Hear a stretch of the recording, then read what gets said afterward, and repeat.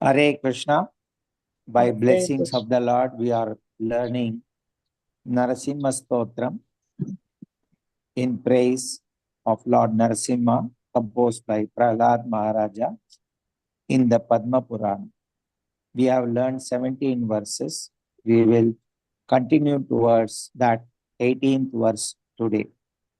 Yasyavatara Rupani Samarchanti Divaukasaha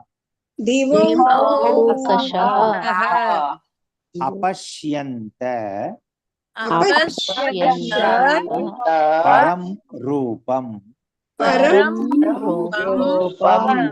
Namastasmai Mahatmane Yasyavatara Rupani Samarchanti Divaukasaha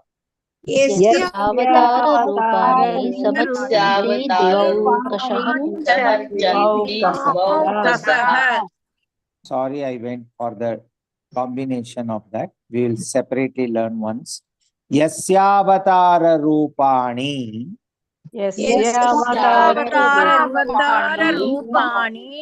Samarchanti Divaukasaha Apashyanta Param Rupam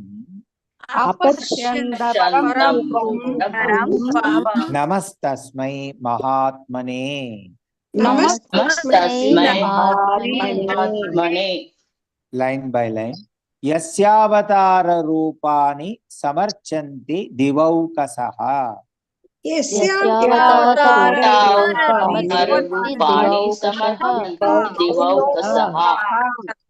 Apashyanta Param Rupam Namastasmai Mahatmane.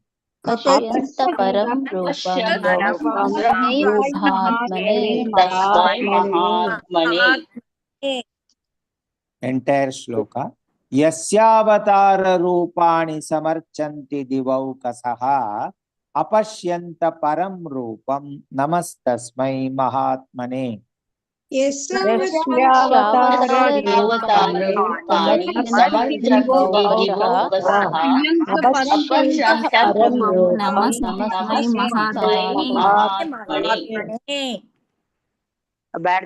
Translation. Salutations to that great soul whose incarnate forms are worshipped by the celestials, but whose supreme form remains unseen even by them. Yasyavatara Rupani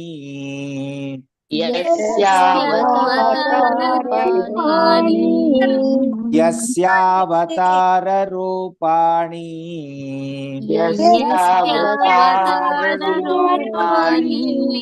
Samarchanti Divaukasaha Samarchanti Divaukasaha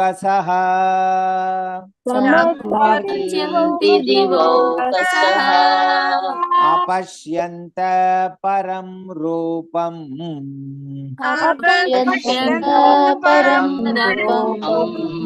Apashyanta Param Rupam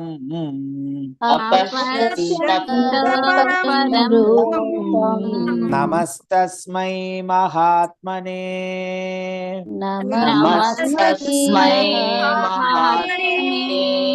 Namastasmai Mahatmane.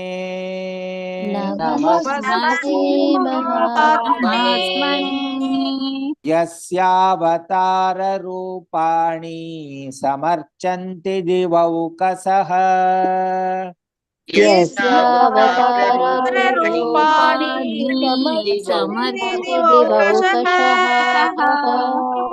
Apashyanta Param Rupam Namastasmai Mahatmane.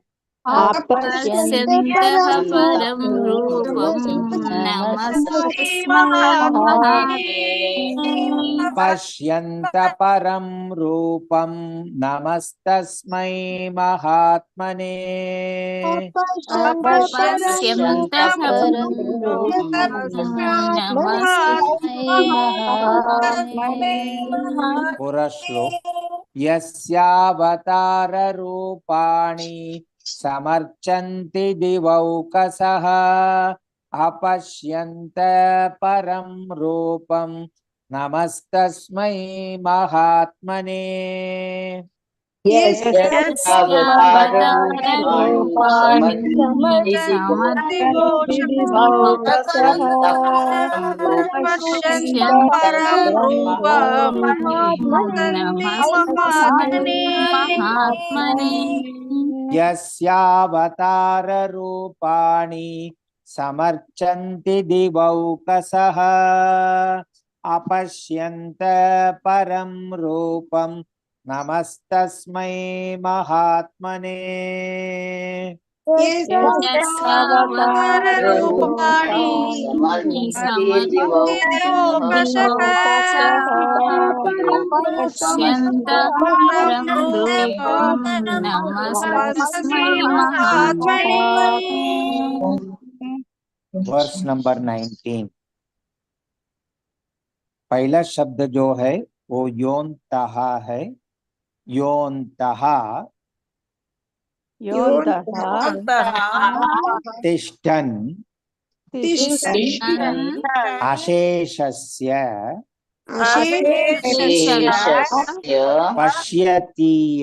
पश्यतीशः शुभाशुभम् it is Subha and Ashubham. So when it joins, it will become Shubha Shubham.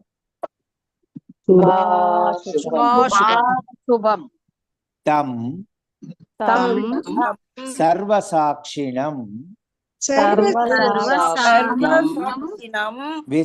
Vishwam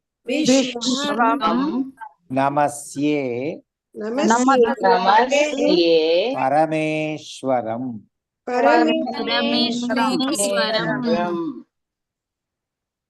Now we will join and learn. First part. Yontas tishtan asheshasya.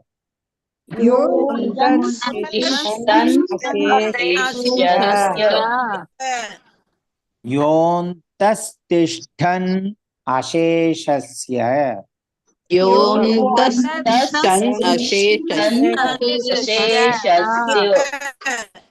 Pashyatisha Shubhashubham. Pashyatisha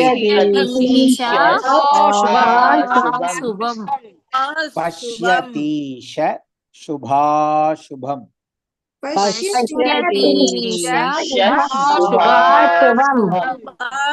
Tam Sarvasakshinam Vishwam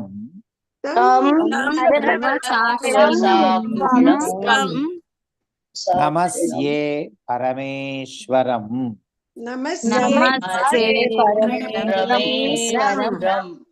Line by line.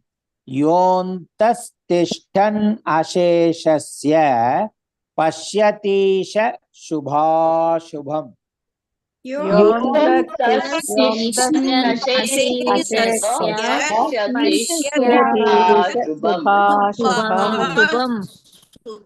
Tam Sarvasakshinam Vishwam Namasye Parameshwaram.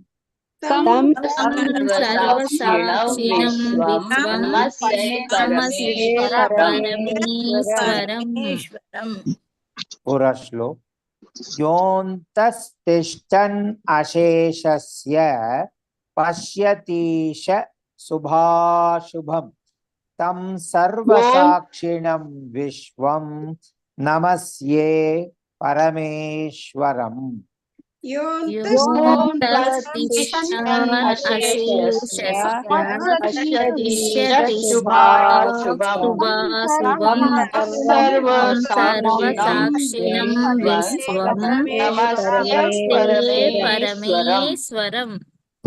Translation. I bow to that Supreme Lord who, while dwelling within all beings, watches over all auspicious and inauspicious deeds, and who is the witness of all, the universe itself. योऽन्तस्तिष्ठन् अशेषस्य योऽन्तस्तिष्ठन् अशेषस्य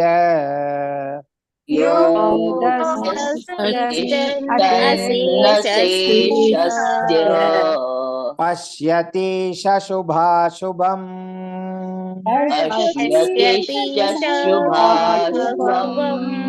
पश्यति शुभाशुभम्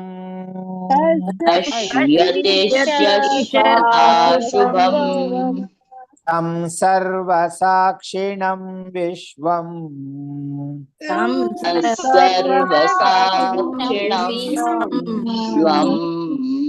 सर्वसाक्षिणं विश्वम्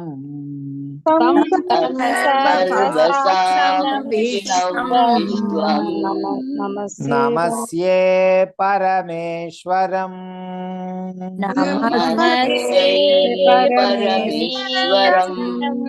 नमस्ये परमेश्वरम्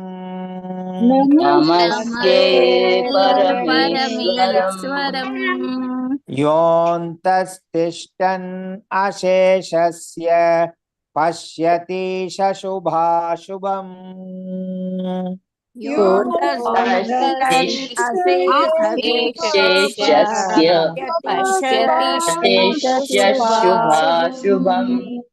योऽन्तस्तिष्ठन् अशेषस्य पश्यति शुभाशुभम्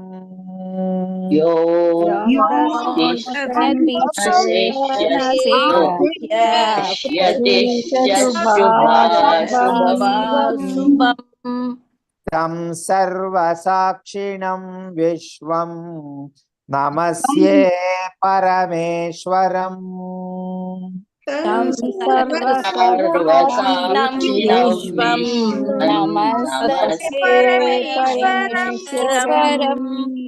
तं सर्वसाक्षिणं विश्वं नमस्ये परमेश्वरम्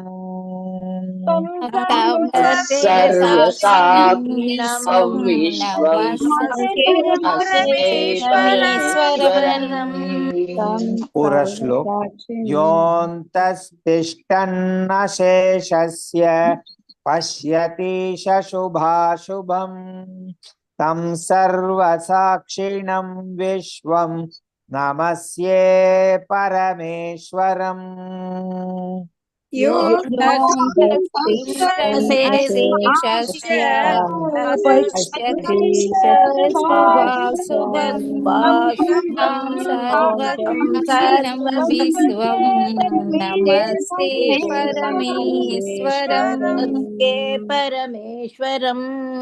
One more time.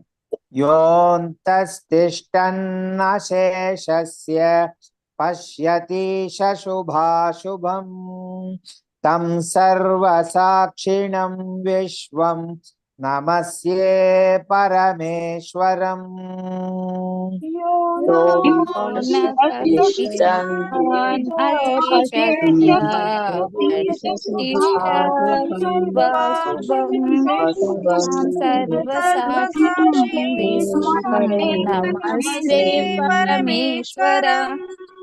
आज सीखा हुआ दोनों श्लोक एक बार पारायण होगा, सिर्फ सुनना। वर्स नंबर 18 यस्यावतार रूपाणि समर्चन्ति दिवौकसः अपश्यन्त परं रूपं नमस्तस्मै महात्मने।